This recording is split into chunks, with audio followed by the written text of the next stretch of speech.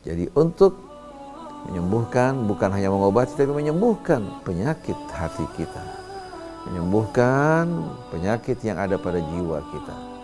Itu penyakit yang bernama hala, yang membuat seorang menjadi seorang yang halu, di mana pada saat dia menerima nikmat dia berubah menjadi orang yang kikir, angkuh dan sombong, egois. Pada saat dia menerima cobaan, dia berkeluh kesah dan berputus asa. Lalu bagaimana kita mengobatinya? Jadi dia berada di antara takut dan harap. Takutnya menjaga dirinya dari perbuatan yang tidak baik, juga menjauhkan dirinya untuk bersikap meremehkan apa-apa yang Allah Subhanahu wa Ta'ala perintahkan dan larang. Orang yang suka berbagi dengan kelebihannya, yang suka menolong sesamanya, yang menyenangkan orang lain baik dengan kata-katanya atau dengan memberikan bantuan dari hartanya, adalah orang yang akan selalu menerima curahan kebahagiaan, ketenangan dalam hidupnya.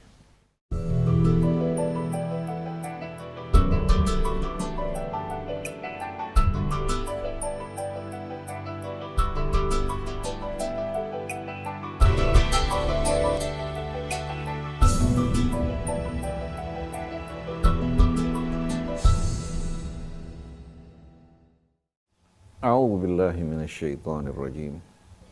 Bismillahirrahmanirrahim. Alhamdulillahi lakal hamdu ya rabbana kama yanbaghi li jalali wajhikal karim wa li 'azimi sultanik. Subhanaka la nuhsi thana'an 'alaika anta kama athnaita 'ala nafsik. Falakal hamdu hatta tardha walakal hamdu idza radit walakal hamdu ba'da ridha. Allahumma salli ala Muhammadin wa ali Muhammad kama sallaita ala Ibrahim wa ali Ibrahim wa barik ala Muhammadin wa ali Muhammad kama barakta ala Ibrahim wa ali Ibrahim fil alamin innaka Hamidum Majid. Subhanak wa bihamdik nastaghfiruka wa natubu ilaik wa nu'minu bika wa natawakkalu alaik. Allahumma anta waliyuna fid dunya wal akhirah. Ahyina muslimin wa tawaffana muslimin wa alhiqna bis salihin. Waj'alna ya Rabbana min warathati jannatin na'im wa la tukhzina yawmaddin. Yauma la yanfa'u malun wala banun illa man atallaha biqalbin salim. Pendengar pemirsa setia Radio Silaturahim yang dirahmati Allah. Salamullahi alaikum warahmatullahi wabarakatuh. Alhamdulillah pagi hari ini kita kembali berjumpa di bawah naungan Al-Quran. Tema kita pagi hari ini, bagaimana kita mengobati dan menyembuhkan penyakit hati yang membawa penderitaan, kegelisahan dan ketakutan bagi manusia. Penyakit hati ini bersifat ganda, di mana di saat dia menerima nikmat dia bersifat kikir, pelit, jangankan terhadap orang lain, bahkan terhadap dirinya dan keluarganya. Hingga membuat dirinya tidak dapat menikmati nikmat Allah. Orang di sekelilingnya mengutuk dan mencaci dirinya. Sedangkan pasangannya pada saat dia menghadapi cobaan, dia langsung berkeluh kesah, berputus asa, hingga membuat dirinya semakin dalam tenggelam dalam kesulitan dan penderitaan. Jadi pada saat dia senang, dia bersifat kikir. Pada saat dia menghadapi cobaan, langsung berkeluh kesah, mengalami ketakutan dan kegelisahan. Penyakit ini dalam Al-Quran dinamakan penyakit hala. Ha, lam, ain. Sedangkan penderitanya dinamakan halur. orang yang terkena penyakit tersebut. Apabila salah seorang dari kita terkena penyakit ini dan dia tidak berusaha untuk menyembuhkannya, maka seluruh hidupnya adalah penderitaan. Seluruh hidupnya adalah kebencian orang terhadapnya, bahkan keluarganya membenci dan mengutuk dirinya. Dia menjadi orang yang tidak menarik dan dia merasakan hidup ini merupakan penjara yang pengap. Hidup ini merupakan penderitaan, kegelisahan yang mencekam. Wal'iyadzubillah. Nah, mari bersama-sama kita mengikuti tuntunan Al-Quran yang memberikan kita solusi bagaimana kita mengobati dan menyembuhkan penyakit ini. Karena Allah yang menciptakan kita, Allah Subhanahu wa Ta'ala yang menyempurnakan jiwa. Allah tahu bagaimana mengembalikan jiwa ke dalam keseimbangannya. Tapi kalau kita berupaya mengobati jiwa kita dengan cara-cara yang tidak benar, bukan menyembuhkan, malah akan membuat penyakitnya semakin menjadi-jadi. Seperti yang kita jumpai saat ini, sebagian orang beranggapan dengan meraih kekayaan, dia akan hidup bahagia. Sebagian lagi dengan kedudukan, dia akan mampu untuk memiliki segala-galanya, harta, termasuk wanita, dan lainnya. Padahal kebahagiaan sebetulnya tidak harus digapai dengan cara tersebut. Orang dalam sebuah rumah yang kecil dapat menikmati kebahagiaan bersama keluarganya asal betul-betul menjaga keseimbangan jiwanya. Tapi walaupun tinggal dalam istana yang megah, dikelilingi oleh pengawal, pembantu yang menyelesaikan berbagai macam pekerjaannya, didampingi istri yang cantik, bahkan bukan hanya satu, sekian banyak silir yang mendampinginya. Anak-anak yang meraih kedudukan dan pendidikan yang tinggi. Tanyakan padanya, apakah Anda berbahagia? Kalau dia menjawab dengan jujur, dia akan mengatakan bahwasannya saya orang yang paling tidak berbahagia. Tapi dia berusaha tampil berbahagia dan senang untuk menjaga prestasinya, untuk menjaga juga kedudukannya di tengah-tengah orang. Padahal dia orang yang menderita. Dan saya banyak menjumpai orang-orang semacam ini.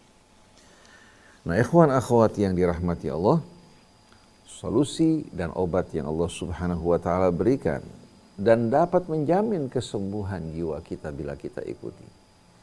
Karena obat yang datang dari Allah obat yang tepat, yang tidak memiliki efek samping. Kita dapat menjumpai solusi tersebut pada firman Allah Subhanahu wa Ta'ala dalam suratul Ma'arij dimulai dari ayat 19. Nah, kita akan awali dengan membaca Ummul Quran terlebih dahulu. A'udzu billahi minasy syaithanir rajim. Bismillahirrahmanirrahim. Alhamdulillahi rabbil alamin. Ar-Rahmanir Rahim. Maliki yaumiddin. Iyyaka na'budu wa iyyaka nasta'in. Ihdinas siratal mustaqim. Siratal ladzina an'amta 'alaihim ghairil maghdubi 'alaihim waladdallin. Amin. Shadaqallahul azim wa sadaqa rasuluhul karim. Wa nahnu ala dzalika minasy syahidin. Ikhwan akhwat yang dirahmati Allah.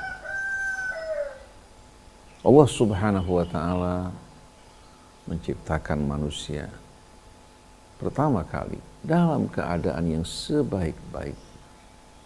dalam keadaan yang penuh dengan keseimbangan dan kesempurnaan. Laqad khalaqnal insana fi ahsani taqwim. Lalu apa yang membuat manusia keluar dari keseimbangan? Apa yang membuat manusia mengalami gangguan dan kerusakan pada jiwanya diikuti dengan perilakunya?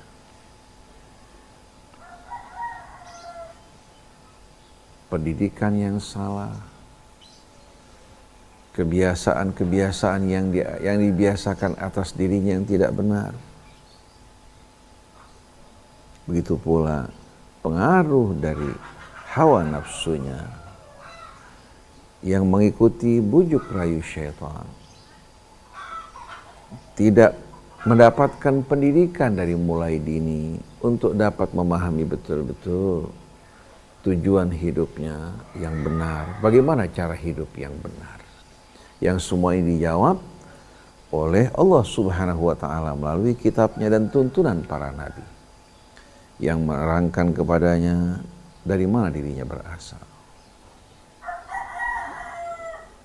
Mengingatkan dirinya kemana dia akan pergi. Untuk apa hidup dalam kehidupan dunia ini. Bagaimana cara hidup yang benar. Dengan tuntunan-tuntunan yang mengarahkan dirinya untuk hidup secara benar yang akan dapat menjaga keseimbangan jiwanya. Hingga tidak melakukan perbuatan-perbuatan yang membuat dirinya terkontaminasi, terpengaruh oleh berbagai macam sikap perbuatan dan perilaku yang tidak benar. Dan semuanya berawal dari kalbunya, dari jiwanya. Oleh karena itu Nabi mengingatkan dalam tubuh manusia terdapat segumpal daging. Bila dia sehat, maka seluruh tubuhnya akan sehat. Bila dia sakit, seluruh tubuhnya akan sakit. Ala wahyal qalb, ketahuilah dia adalah jantung. Sebagian orang menafsirkannya hati. Ini sebuah kesalahan. Al-qalb dalam bahasa Arab menunjukkan dua makna. Yang satu secara fisik menggambarkan jantung.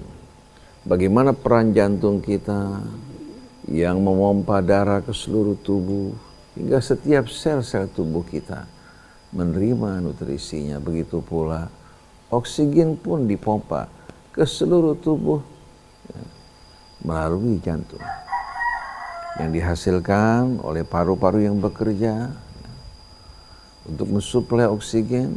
Kemudian jantung memompanya, termasuk paru-paru membutuhkan peran dan jantung. Peran dari jantung dibutuhkan untuk paru-paru. Kalau dia tidak mendapatkan suplai darah yang berisikan nutrisi, maka paru-paru tersebut akan berakhir tidak mampu untuk menjalankan fungsinya. Jadi bagaimana seluruh tubuh manusia bekerja dengan penuh kerjasama dan keseimbangan.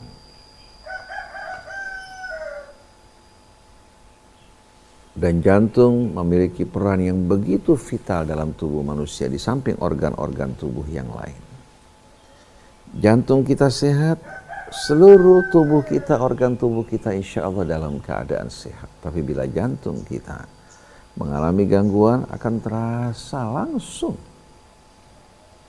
pada diri kita. Debar-debar jantung kita, tensi kita yang meningkat. Begitu pula seorang merasakan sesak apabila terjadi gangguan pada pompa jantungnya atau terjadi penyempitan.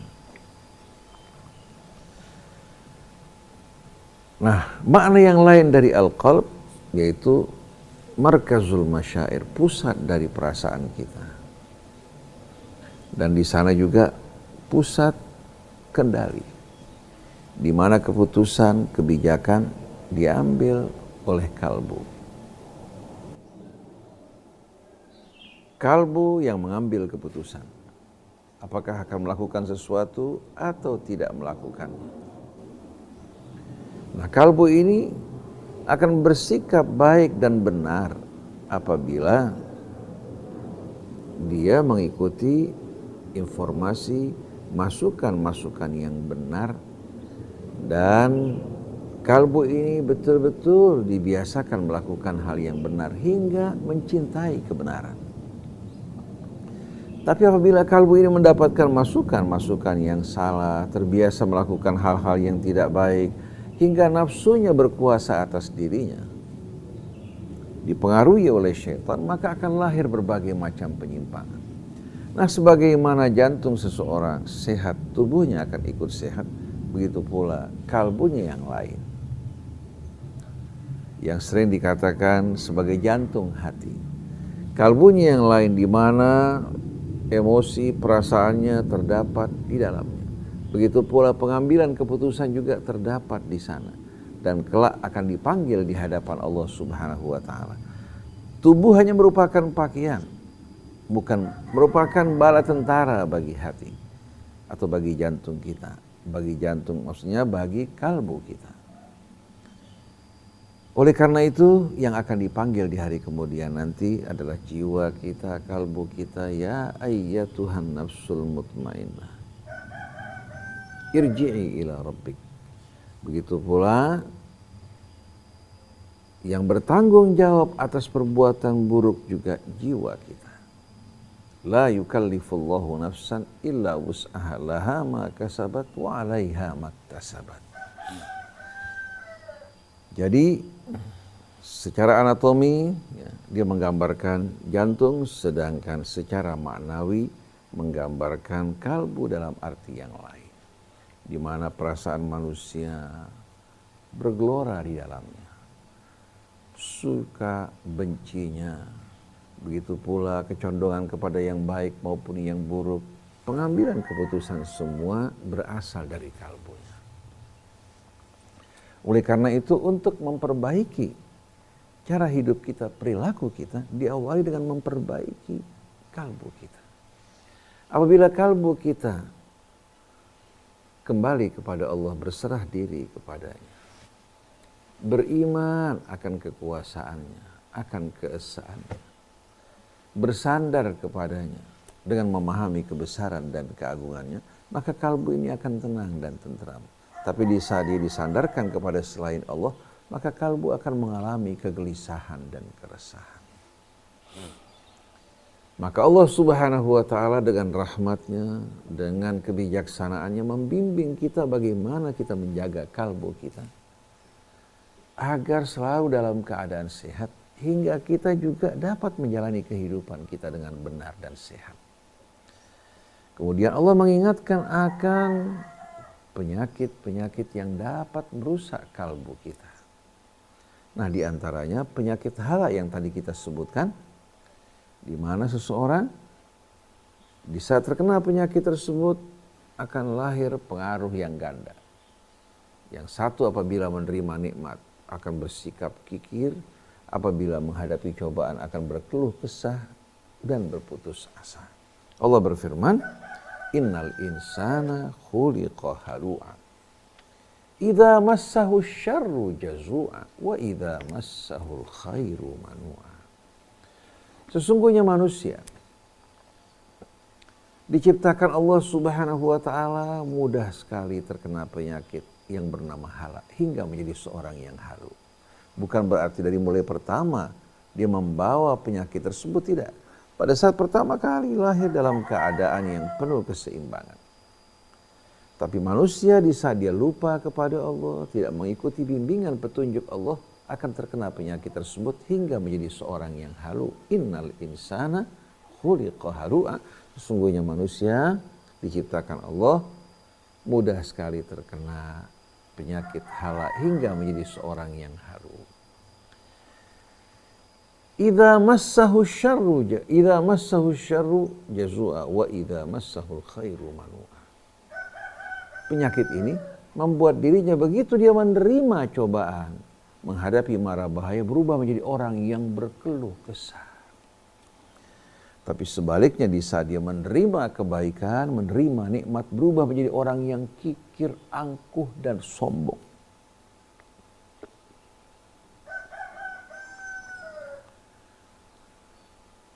Lalu bagaimana kita mengobatinya? Cara yang terbaik kita mendengarkan bimbingan dan tuntunan Allah. Illal musallin alladzina hum ala salatihim da'imun. Walladzina fi amwalihim haqqum ma'lum lis-sa'ili wal mahrum. Walladzina yusaddiquna biyaumiddin. Walladzina hum min adzabi rabbihim mushfiqun. Inna adzaba rabbihim ghairu ma'mun. Lalu mulai Allah Subhanahu wa taala memberikan resep untuk kita menghadapi penyakit tersebut. Solusi untuk terbebas dari penyakit tersebut adalah menjaga sholat kita dengan dawam. Menjaga sholat kita dengan dawam. Jangan kita satu hari sholat, satu hari kita tinggalkan, satu waktu kita sholat, waktu yang lain kita tinggalkan. Ini tidak akan menjadi obat yang baik seperti seorang yang makan obat antibiotik.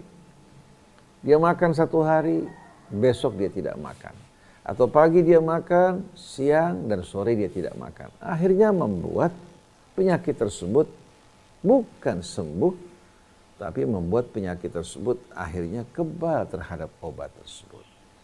Begitu juga sholat yang kita lakukan secara dawam akan dapat betul-betul menyembuhkan penyakit kita.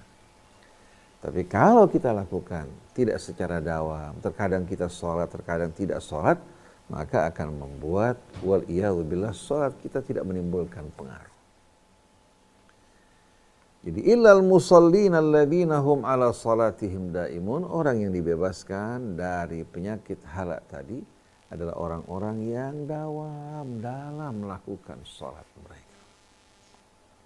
Baik sholat wajib yang biasa dilakukan, atau sholat nawafilnya, sunnahnya yang dilakukan sebagai tambahan.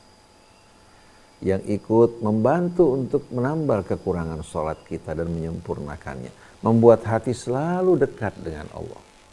Oleh karena itu dalam suratul Isra Allah berfirman memberikan bimbingan bagi Rasulnya dan bagi kita semua.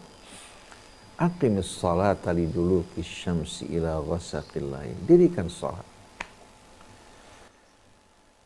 Dimulai dengan tergelincirnya matahari. Itu merupakan salat yang pertama dilakukan Nabi setelah kembalinya dari perjalanan Isra dan Mi'raj di malam hari. Salat pertama yang dilakukan adalah salat zuhur. Waktu setelah tergelincirnya matahari mencakup dua salat, yaitu zuhur dan asar. Ila ghasaqil lail, setelah itu masuk ghasaq al-lail, waktu permulaan malam, yaitu maghrib dan isya. Wa Qur'an al-fajri, dan Al-Quran yang dibaca di waktu fajar pada saat melakukan salat. Inna Qur'an al-fajri kana masyhuda, sesungguhnya bacaan Al-Quran di waktu fajar merupakan saat-saat yang disaksikan. Ini mengisyaratkan akan sholat subuh. Di mana malaikat yang bertugas di malam hari, bertugas di siang hari berkumpul pada waktu fajar. Selesai kita melakukan sholat fajar, malaikat yang bertugas di malam hari meninggalkan kita, digantikan dengan malaikat yang bertugas di siang hari. Setia menjalankan perintah Allah Subhanahu wa ta'ala. Inna Qur'an al-fajri kana masyhuda. Ayat ini mengisyaratkan akan sholat 5 kali satu hari yang dibagi pada 3 waktu atau 3 kelompok waktu. Subuh sendiri tidak dapat disatukan baik pada saat safar maupun pada saat sakit atau saat mukim. Kemudian zuhur, asar, yang dibagi menjadi 2 waktu pada saat kita luas, pada saat kita lapang, tidak mengalami gangguan, tapi dapat disatukan pada saat seorang musafir dalam keadaan sakit, dalam keadaan sempit, untuk menjaga agar sholatnya tidak disia-siakan. Kemudian maghrib dan isya yang berada pada kelompok waktu yang sama. Dibagi 2 waktu pada saat kita lapang, luas, sehat, tidak mengalami gangguan, tapi dapat disatukan. Baik dengan menarik isya ke maghrib atau menarik maghrib ke isya pada saat kita musafir, pada saat kita dalam keadaan sakit, pada saat hujan lebat, pada saat dalam keadaan sempit, agar kita tidak menyia-nyiakan sholat kita. Allah berikan kemudahan bagi kita. Sebagaimana yang diterangkan Allah dalam surah Al-Isra ini atau dalam surah Hud seperti yang kita bacakan kemarin. Aqimus salata tarafain nahar wa zulafam minal lail innal hasanat yudhibnas sayyiat. Ini juga menyebutkan 3 kelompok waktu. Dirikan sholat pada 2 tepi siang, tepi yang pertama subuh, yang kedua zuhur dan asar, wa zulafam minal lail, yaitu permulaan malam menunjuk kepada maghrib dan isya. Hingga kita selalu dalam keadaan ingat kepada Allah. Dan sebelum kita sholat, kita mensucikan diri kita, membersihkan anggota yang mesti kita bersihkan. Agar menjaga kesehatan kita lahir maupun batin. Karena berwudu bukan untuk memberatkan kita, tapi untuk mensucikan kita dan menyempurnakan nikmat Allah atas kita. Ma yuridullah liyaj'ala alaikum min haraj, walakin yuridu liyutimma ni'matahu alaikum. Walakin yuridu liyutahhirakum wa yutimma ni'matahu 'alaikum la'allakum tashkurun.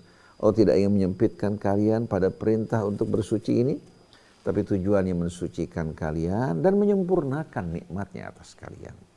Oleh karena itu orang yang beriman, yang rajin untuk bersuci, kemudian dia melaksanakan sholat, insya Allah dijauhkan dari berbagai macam penyakit dan kotoran baik lahir maupun batin.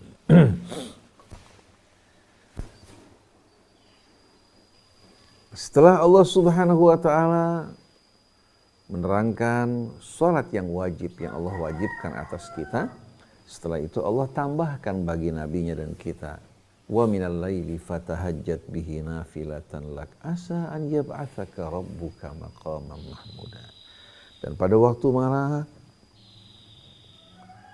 tinggalkan pembaringanmu. Kata tahajjada ya tahajjadu, meninggalkan pembaringan setelah tidur pada permulaan malam, dari mulai tengah malam atau sepertiga malam yang terakhir, tinggalkan pembaringan. Nafilatan lak, sebagai tambahan bagi engkau di luar yang wajib, Allah Subhanahu wa ta'ala tambahkan salat yang akan membawa kemuliaan bagi kita semua.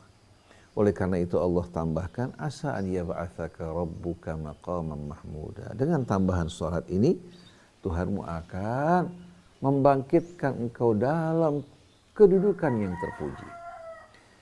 Ini bukan hanya sebatas Rasul. Kalau kita melakukan hal ini juga Allah akan tempatkan kita di tempat-tempat yang mulia dalam kehidupan dunia maupun dalam kehidupan akhirat.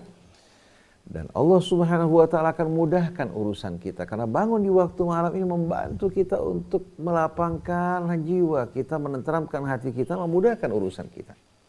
Dalam surah As-Sajdah, tatajafa junubuhum anil madaji'i yad'una rabbahum khawfan wa tama'a wa mimma razaqnahum yunfiqun.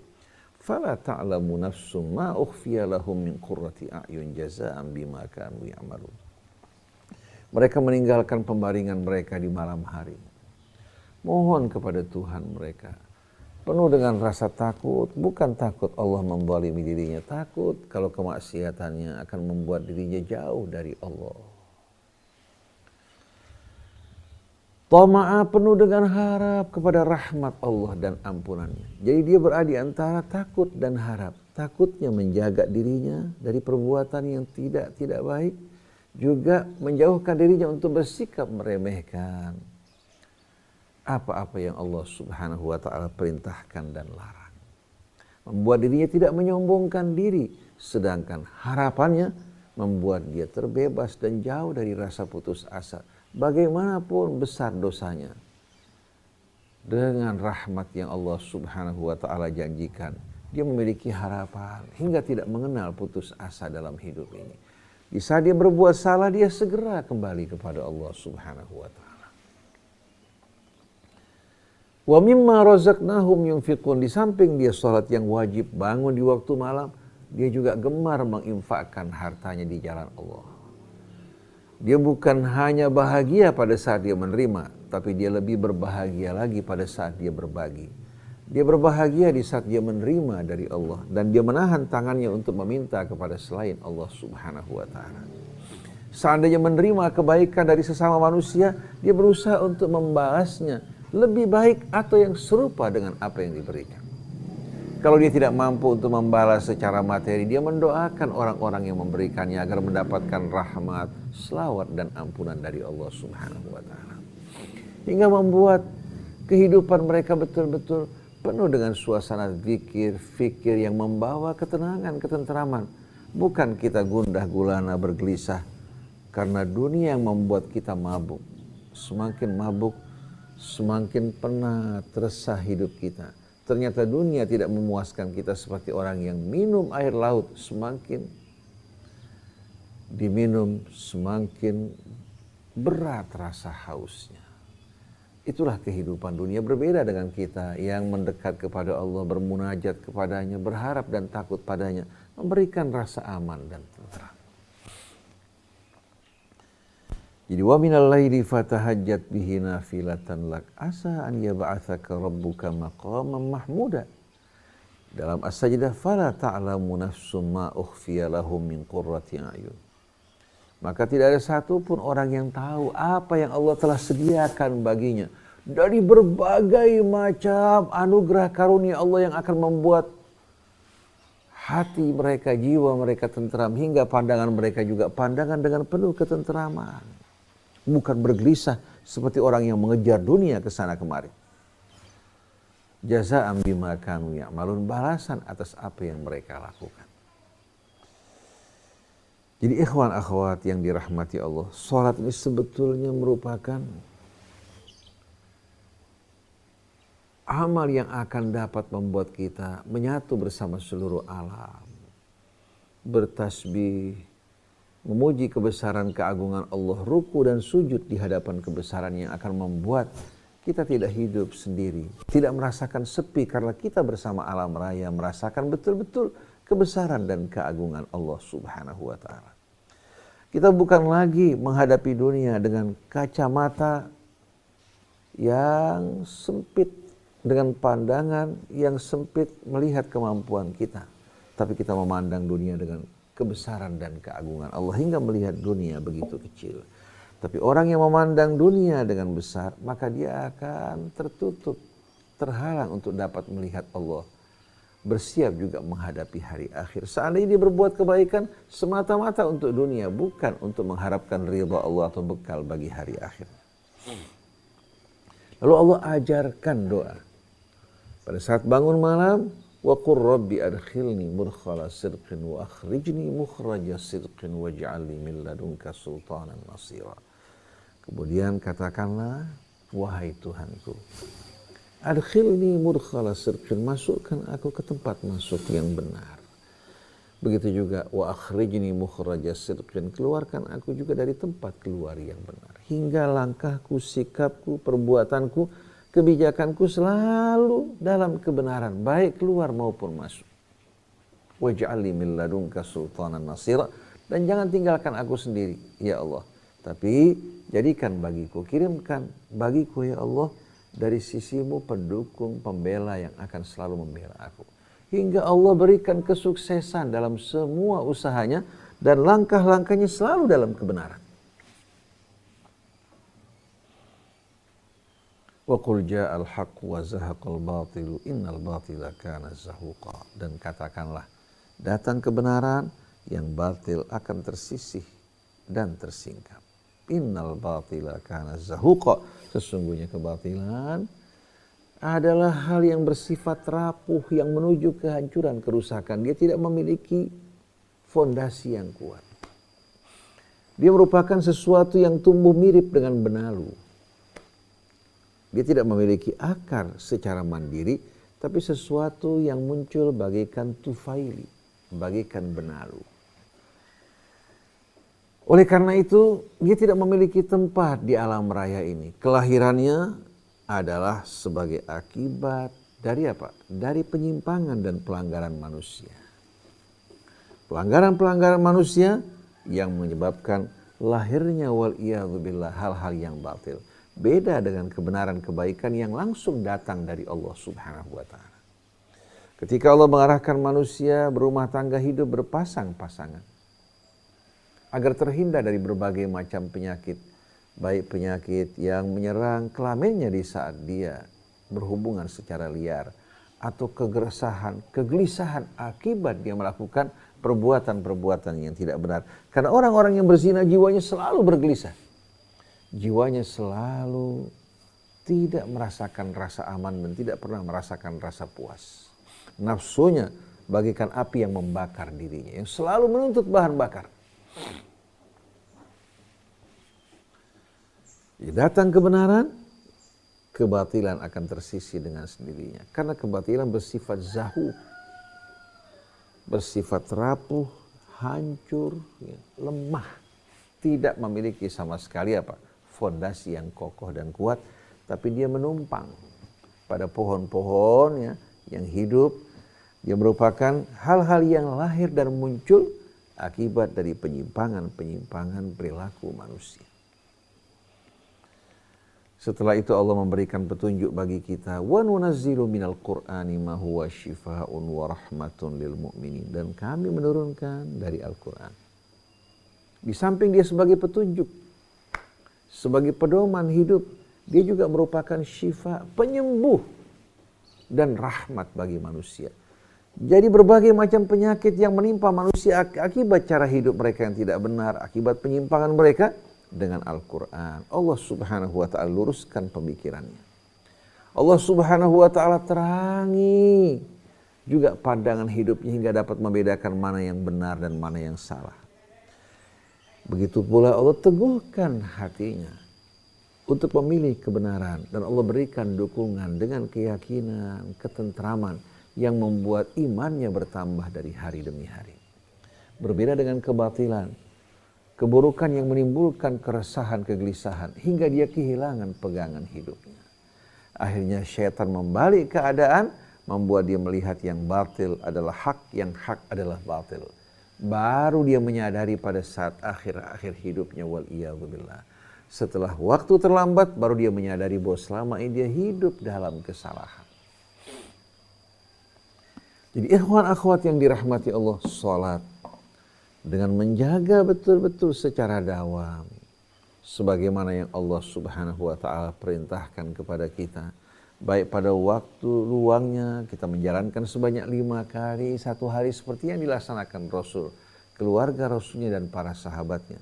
Pada waktu sempit dan keadaan tertentu kita menjamaknya, menggabungnya untuk meringankan kita, untuk juga menjaga sholat kita agar tidak teraniaya. Ini yang pertama. Jadi resep yang Allah berikan yang pertama adalah menjaga sholat kita agar tetap dalam keadaan dawam. Hati yang selalu berhubungan dengan Allah melalui sholat, hati yang benar-benar dijaga, dipelihara hingga terjaga, terbentengi dari perbuatan keji dan mungkar. Lalu yang kedua, walladzina fi amwalihim haqqum ma'lum lis-sa'ili wal mahrum. Dan mereka-mereka yang pada harta mereka telah dijatahkan, ditetapkan hak yang maklum. Hak maklum tertentu bagi yang datang meminta, baik memohon pertolongan kerabatnya, tetangganya yang mengalami kesulitan, dengan hati penuh kebahagiaan, kegembiraan dia membagi dengan kelebihan yang Allah berikan. Di sini Allah tidak sebutkan apakah 2,5%, apakah 5%, apakah 10%. Orang yang datang kepadanya, baik itu kerabat, tetangga, orang-orang yang butuh, dia berusaha untuk memenuhi harapan dan permintaan mereka. Harta hanya merupakan amanat. Dengan dia berbagi akan meringankan beban yang dipikul di atas pundaknya. Sama dengan seorang yang memikul barang yang berat, datang seorang ingin meringankan bebannya, membantu memikul beban yang dipikul. Tahu-tahu di hari akhirat dia menerima apa-apa yang dia keluarkan dan dipikul oleh orang lain dalam bentuk balasan yang amat indah. Oleh karena itu, seorang mukmin yang sebenarnya, yang sejati, adalah seorang mukmin yang hatinya selalu betul-betul ingat kepada Allah. Baik dalam nikmat maupun dalam kesusahan. Baik dalam keadaan lapang maupun sempit, hatinya selalu mengingat Allah. bersyukur padanya, bersabar menghadapi cobaan. Kemudian hatinya juga gemar untuk memberi dan membantu. Bukan karena ria, walaupun orang lain tidak melihat, tapi setiap kali dia mampu untuk menolong, memberi, meringankan saudaranya, dia bersyukur pada Allah. Alhamdulillah, lakal hamdu ya Rabb, yang telah menjadikan aku sebagai utusan-utusan, sebagai sarana untuk membantu hamba-hambamu ya Allah. Dan semua yang aku keluarkan adalah pemberianmu. Alhamdulillahilladzi hadana lihadza wa ma kunna linahtadiya laula an hadana Allah. Kita dijadikan Allah sebagai orang yang menaburkan karunia-Nya dan kita sebagai sarananya. Coba kalau keadaan dibalik, kita yang berkeliling meminta bantuan, betapa rendah dan hinanya diri kita. Oleh karena itu, setiap Anda punya kelebihan, Anda berbagi dengan kelebihan Anda. Anda jatahkan untuk kedua orang tua, untuk kerabat-kerabat yang dekat dengan kita, juga untuk orang-orang yang miskin, yang butuh tapi malu untuk mengungkapkan kebutuhannya. Tetangga-tetangga kita terutama sekali. Kemudian anak-anak yatim yang kehilangan penopang hidupnya. Dan pada saat ini, pada saat di mana orang tinggal di rumah kehilangan pekerjaan mereka, banyak mereka yang tidak mendapatkan pendapatan mereka sehari-hari. Kecuali mereka yang bekerja sebagai pegawai negeri atau di perusahaan yang tetap memberikan bayaran walaupun beristirahat di rumah. Tapi lainnya seperti orang-orang yang berdagang makanan-makanan, orang tidak lagi membeli makanannya. Begitu juga orang yang mengojek atau yang bekerja sebagai supir Grab, supir taksi, banyak yang betul-betul pada saat ini mereka menadahkan tangan mereka mohon rahmat dan bantuan dari Allah Subhanahu wa taala. Betapa indahnya kalau Allah kirimkan kita untuk menolong mereka. Illal musallina alladzina hum ala salatihim daimun walladzina fi amwalihim haqqum ma'lum lis-sa'ili wal mahrum. Dan mereka-mereka yang menjatahkan, yang telah menetapkan pada harta mereka, pada kelebihan-kelebihan yang mereka dapatkan, hak yang maklum bagi yang meminta. Atau bagi yang mahrum. Yang mahrum ini susah tapi mereka punya harga diri hingga mereka malu untuk meminta. Dan orang beranggapan mereka orang-orang yang cukup, banyak di tengah-tengah kita seperti ini. Dan ketahuilah, orang yang suka berbagi dengan kelebihannya, yang suka menolong sesamanya, yang menyenangkan orang lain baik dengan kata-katanya atau dengan memberikan bantuan dari hartanya, adalah orang yang akan selalu menerima curahan kebahagiaan, ketenangan dalam hidupnya. Ini disepakati oleh semua orang yang berakal, tapi syaitan ingin menganjurkan kita menjadi orang yang kikir.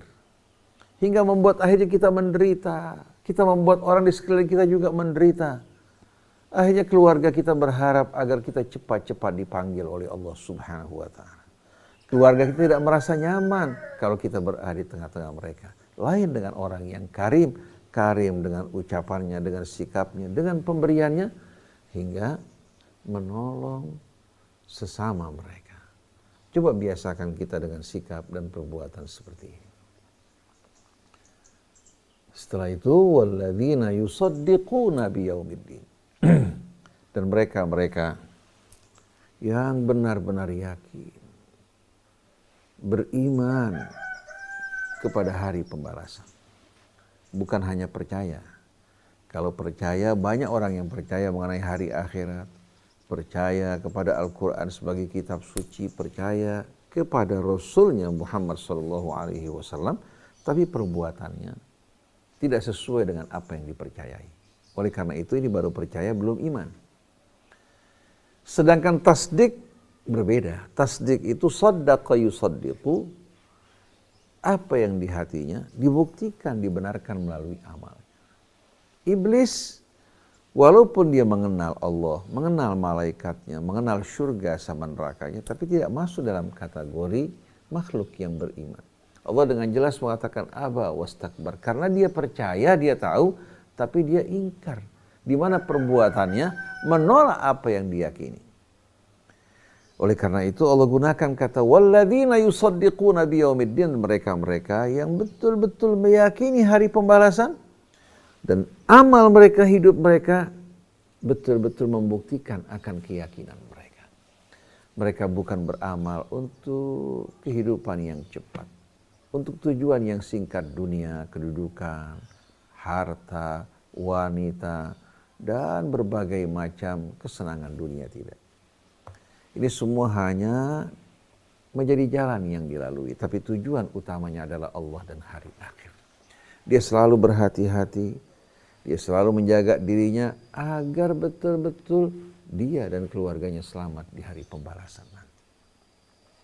Nah, pada hari ini kita sebutkan hanya 3 bahagian dari resep yang Allah berikan. Insya Allah pada kajian esok kita akan selanjutkan kembali.